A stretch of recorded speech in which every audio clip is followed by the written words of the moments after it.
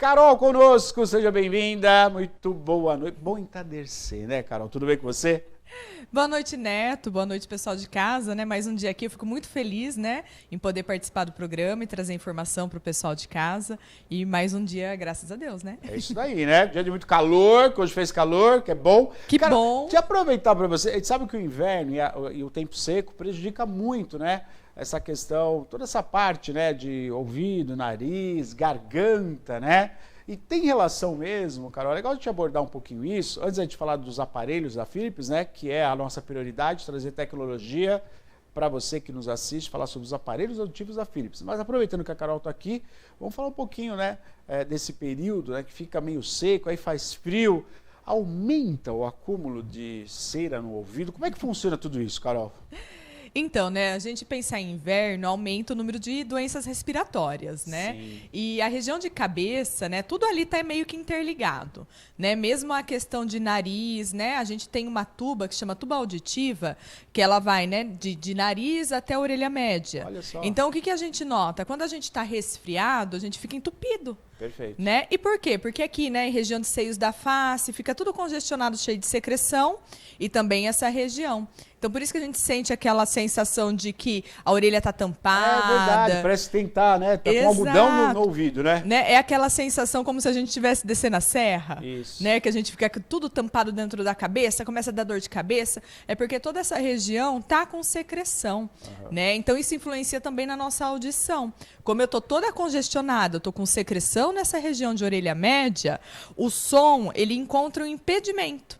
Né? Porque o som ele vem viajando, vai entrar no nosso conduto, vai vibrar ali, né? Membrana timpânica, ossículos. Então, nessa região fica tudo cheio de secreção. E aí o som ele não consegue passar, ele encontra essa barreira, né? Esse meio líquido. Então, a gente tem uma queda, né, de audição. Em alguns casos é temporário, então, mediante a um tratamento, né? Por isso que é importante passar no médico, né? Perfeito. E fazer os exames, a gente consegue ver nessa alteração de orelha média, fazendo exames, né? A fonoaudióloga ela consegue constatar, né? E o médico também. Ver que está ali naquela região e fazer um tratamento específico, né? Fazendo esse tratamento, essa secreção vai embora, existe uma grande chance, né, de que a audição ela volte para o normal. Mas se a gente não trata, né, essas alterações em orelha média, isso pode gerar ali uma perda auditiva permanente, né? Daí a importância, né, de qualquer sensação que a gente tenha de alteração auditiva, a importância da gente correr, né, investigar e ir atrás do especialista para poder ter o que fazer antes que isso se torne uma perda de audição de fato. Ô, Carol, outra pergunta que eu quero fazer para você, que é o seguinte, a gente fala de infecção no ouvido, né? Eu queria entender, existe só um lugar que a infecção acontece ou ela pode acontecer no caminho, por exemplo? Como é que é isso? E outra coisa, a infecção, ela é interna e aí ela se manifesta externamente ou a gente pode infeccionar o nosso ouvido de algo externo, pelo caminho auricular? Como é que funciona isso? Ela pode, né, acontecer ali antes da membrana timpânica, então, por meio de agentes externos, né? Também aí a importância de não passar o cotonete, nem colocar, nem introduzir nenhum corpo estranho na orelha, que pode me gerar ali, né, algum problema. Mas também em orelha média, né? Essas infecções, elas acabam acontecendo.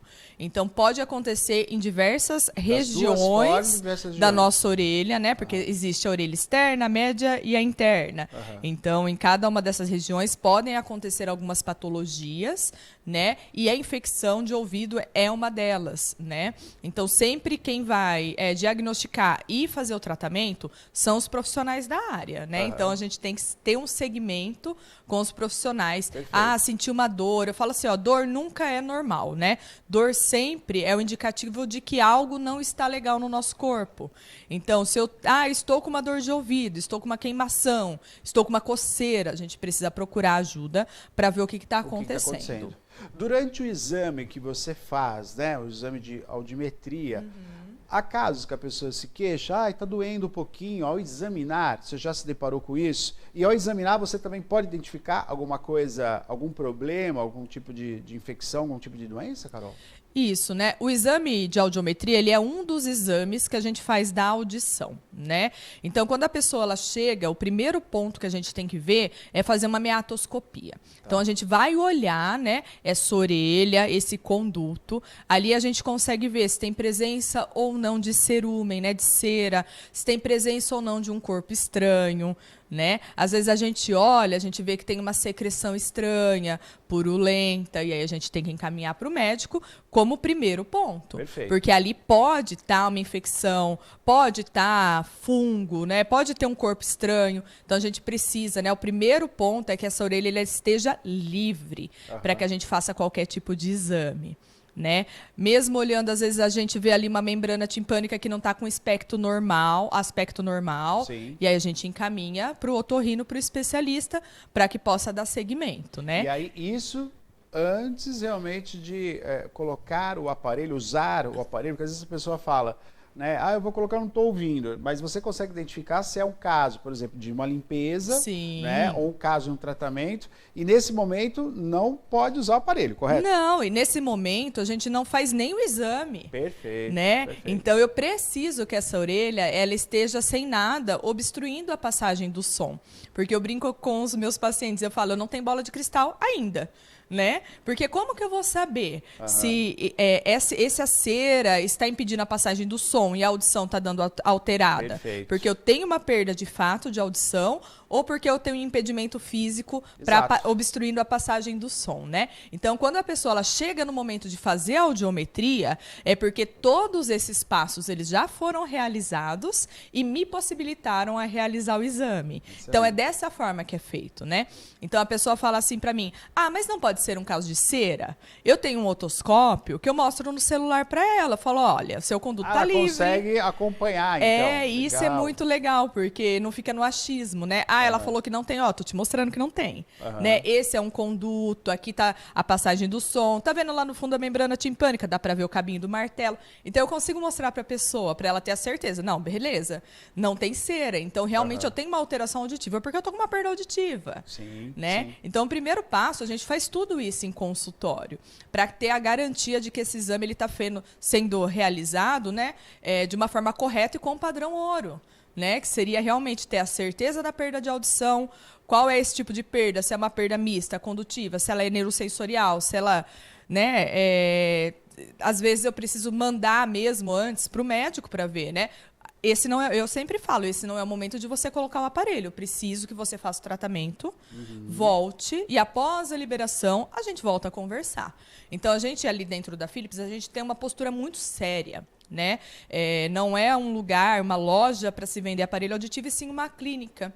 Então, a gente, quanto profissional, tanto eu quanto a outra Carol, a nossa fono, a gente tem essa visão do ser humano do nosso paciente. Então, a gente sempre vai fazer de uma forma ética, visando a necessidade daquele cliente. Se não for o momento, né, a gente vai encaminhar, vai fazer os exames, os outros especialistas vão avaliar, e somente após a liberação a gente vai dar continuidade. E essa avaliação prévia que a Philips oferece para você que nos assiste é de suma importância, né? Que a Carol está dizendo aqui. Caso aconteça, né, ser o fato realmente de uma limpeza ou uma infecção, a Carol já vai orientar o senhor e a senhora a procurar realmente um médico adequado para fazer esse tratamento, né? Caso está tudo bem, a limpeza está ok, não tem nada obstruindo, aí sim vai fazer o teste de audiometria, né, Carol? Isso, né? Estando ali tudo dentro dos conformes, a gente realiza o exame de audiometria, né? E constatando que existe uma alteração auditiva, a gente vai explicar esse exame inicialmente para a pessoa, para o acompanhante, e se for o caso de um aparelho auditivo convencional, a pessoa ela vai poder experimentar ali na clínica. Ótimo, né? ótimo. Existem alguns casos que não necessariamente são casos de aparelho auditivo convencional. São casos de uma prótese implantável, um implante coclear, e ali mesmo a gente também vai fazer orientação e encaminhar para o especialista que pode realizar esse tipo de procedimento também. Né? Mas sendo o caso para aparelho auditivo, a gente também ali no mesmo momento já consegue fazer a adaptação, fazer o ajuste, né, mediante a necessidade auditiva dessa pessoa, e ela pode experimentar. Isso eu acho que é fantástico, né? É algo que a Philips nos possibilita, é um privilégio, né? Que a pessoa ela possa colocar na orelha e sentir esse aparelho antes de comprar. É algo que, por exemplo, se a gente vai fazer um óculos, a gente não tem, né? A gente não pode ficar uns dias em casa para ver se adapta ou não. Né? Eu faço adapta entre aspas, realmente, por quê? Nesse primeiro momento que a pessoa está entrando em contato com o aparelho auditivo, é natural que às vezes ela sinta um estranhamento, porque ela está ali muitos anos sem escutar. Então o cérebro está desabituado com alguns sons. Não é nem propriamente com o aparelho, mas é com a possibilidade de o som circular melhor ali, né? De voltar a escutar coisas que ela já nem lembrava que aconteciam, né? Então, se a gente for pensar... Tem impacto para o cérebro isso, Carol? Existem muitos sons que a gente vai perdendo aos pouquinhos e a hora que a gente coloca o aparelho, eles voltam todos, né? Olha. Então, leva um tempo até o nosso organismo, até o nosso corpo e reabsorvendo esses estímulos, né? Eu falo que o aparelho auditivo ele está mais próximo de uma fisioterapia do que de um medicamento que você vai lá e toma e resolveu. Né? Porque a gente está voltando a estimular o nervo auditivo, o cérebro voltando as informações. Então, esse período que a pessoa está com o aparelho é uma experiência, né? Não existe adaptação em curto prazo. Então, quanto mais assim a gente aguarda, né, espera essa audição piorar, prolonga, né, essa busca do aparelho auditivo, mais difícil vai ficando, né? Por quê? Porque a gente tem menos acesso aos sons. Sim. Então, a hora que coloca o aparelho, a gente leva um pouco mais de tempo para ir readaptando, retomando com esses estímulos. Então, aí também entra, né, a parte do nosso acompanhamento. Porque as pessoas, elas não são iguais, né? Eu posso ter, de repente, 2 exames idênticos, mas uma pessoa, às vezes, tem aquela perda de audição há mais tempo do que a outra. Ela tem uma sensibilidade maior do que a outra. Tem coisas que a incomodam e a outra pessoa não. Então, a gente tem que ver essa pessoa também como um indivíduo único e fazer essa assistência, esses ajustes, de uma forma que fiquem confortáveis. Para que a pessoa ela passe por esse período de aclimatização, de acostumar, de uma forma mais branda, né? Mais suave, mais gostosa mesmo. Então, a gente tem todo esse cuidado também de caso a caso, né? E reavaliando e marcando os retornos para fazer esses ajustes contínuos. Perfeito. Tem participação, tem pergunta para Carol, aqui da Philips Aparelhos Auditivos. Minha pergunta, há alguma dificuldade na pressão arterial? Olha só, devido... É isso? Mudou, isso é. Vamos lá, então. Minha pergunta, há alguma dificuldade na pressão arterial devido a essa dificuldade auditiva? É o Fernando que está mandando para nós, está falando de alguma correlação, né? Eu acho, com a pressão arterial e a dificuldade de se ouvir. Pode estar ligado, Carol? Pode ter algo que liga uma coisa a outra? Olha, Fernando, eu acredito que não, tá? Quem conseguiria, às vezes, né, te explicar melhor isso seria um médico relacionado a essas questões de pressão. Né? Sim. Porque o ouvido, né, ele tem toda a inervação, né, os vasos sanguíneos que passam ali, mas eu não posso te dizer se realmente alguma alteração pode estar desencadeando ou não essa perda auditiva, porque isso precisaria da gente, né, solicitar exames complementares, né, de repente uma ressonância magnética, dependendo do caso. Então, é preciso que seja feito com uma equipe multidisciplinar. Né? Para que a gente avalie se tem alguma correlação ou não, tá bom? Philips Aparelhos Auditivos, pode fazer sua pergunta, viu? 991411048. Você falou algo agora há pouco, nesse bate-papo, você falou assim, quando a gente sente aquela pressão no ouvido como se estivesse descendo a serra. É permanente isso, por exemplo? A gente sai daqui, a gente sempre percebe isso. A gente vai à praia, começa a descer a serra, começa a dar aqueles estralos, aí você tem que abrir a boca. Às vezes até piora para mim. Quando eu abro a boca, piora. A minha irmã, uma vez, ela tampou o nariz e fez força. Ela sentiu uma dor tão grande, Carol, tão grande. Vamos falar um pouquinho disso, né? Desses mecanismos que quase nunca funcionam, né? Só piora. Mas assim, normalize depois de você estar na praia uns dias, ou tem casos que a pessoa fica realmente, tá ruim pra caramba aqui, só quando vai embora melhora. Não, na verdade, assim, geralmente é uma sensação transitória, né? Porque ela é derivada dessa diferença atmosférica, né? De altura em si.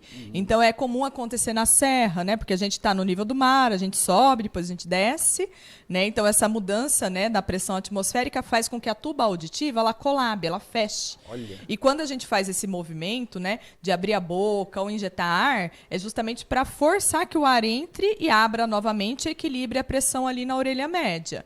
É comum também no avião, né, a hora que a gente está sentindo que o avião está subindo, né, a gente tem essa sensação, né, de tampar o ouvido, mas daqui a pouquinho aquilo ali passa, né? Geralmente se passa em momentos, né? Caso isso permaneça, aí tem que buscar um médico. Que aí é um problema pode realmente ser, pode ser um mecânico, problema ali na tuba auditiva, pode ser realmente um problema ali em orelha média. Então aí tem que ser investigado, mas não é o comum não, tá? Voltando à questão do exame, acho que é legal a gente abordar isso, Carol. Carol, o exame, ele é individual, né? Na sala fica só a fonoaudióloga, ou a Carol que aqui está conversando com a gente, ou outra Carol que já veio aqui, mas ele é individual, que pode sim e deve, né, ter a presença talvez de um familiar junto, né, Carol? É isso, né? Isso, né? A nossa sala, por ser, né, uma sala acústica, a gente conta ali com espaço suficiente para ter um familiar. Então, aquelas pessoas que se sentem inseguras, né? Tem algumas pessoas que têm medo, por exemplo, de realizar o exame por ficar em ambientes fechados, né?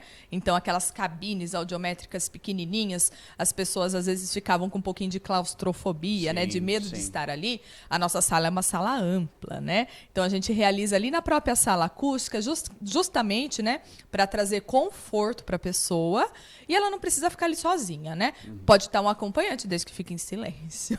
Ajudando aí o silêncio, que é o silêncio é justamente o exame, né, Carol? Né? Mas ele pode estar ali acompanhando, né, e vendo. Legal. É super legal que tem alguém acompanhando, justamente, né, para estar ali dando apoio para aquela pessoa que ama, né, que está ali junto, mas também para as informações, né, para entender o que tá acontecendo na audição, né?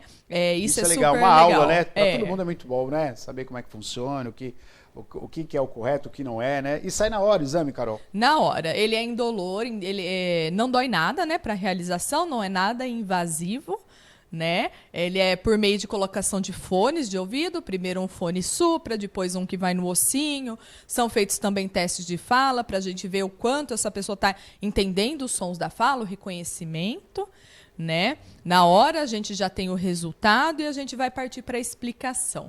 Eu acho essa parte é uma das partes que eu mais gosto, né? Porque aí começa a fazer muito sentido. Porque às vezes o familiar, né? Ele chega assim e fala assim, olha, ele só escuta o que quer, né? Ele escuta bem, mas ele só escuta o que quer. Ou a pessoa fala assim, não, mas eu estou escutando muito bem, passo o carro na rua, escuto. O cachorro late, eu escuto, eu só não entendo. Ou a minha mulher está falando muito baixo ultimamente, né? Não sei porque diminuiu o tom de voz. As pessoas que falam muito baixo, né? Geralmente eles falam assim, né? As pessoas falam muito baixo, mas não sou eu que tenho que gritar o tempo todo, né? O volume ele tem que ser o mesmo para todo mundo que tem uma audição normal. E quando a gente coloca o gráfico, explica o exame, frequência por frequência, quais são os sons que a pessoa está tendo acesso, quais são os sons que a pessoa, né, o ouvido de forma natural não está conseguindo captar, e ali eu preciso fazer amplificação para entregar esse som para o cérebro, parece que clareia, né? A pessoa fala, nossa, é justamente isso que eu estou sentindo. É assim que eu me sinto. Realmente isso daqui, ó, que está no desenho, eu não escuto. Então parece que clareia, né? A pessoa ela se sente acolhida, porque não é impressão dela. Ela escuta, mas ela não entende. Olha, eu estou te mostrando esses acessos a esses sons de fala, você realmente não tem. Por isso que está tão difícil. Por isso que te leva a ter que prestar mais atenção e fica cansativo no final do dia. Você não sente cansaço? Sinto. Você não tem que olhar a boca? Tenho. Você não tem que aumentar o volume da televisão? Sim. Meu vizinho está reclamando que a minha TV está muito alta. Então, começa a fazer sentido tudo que a pessoa está vivenciando e ela entende o que está acontecendo ali na audição dela e por que a necessidade de corrigir essa audição.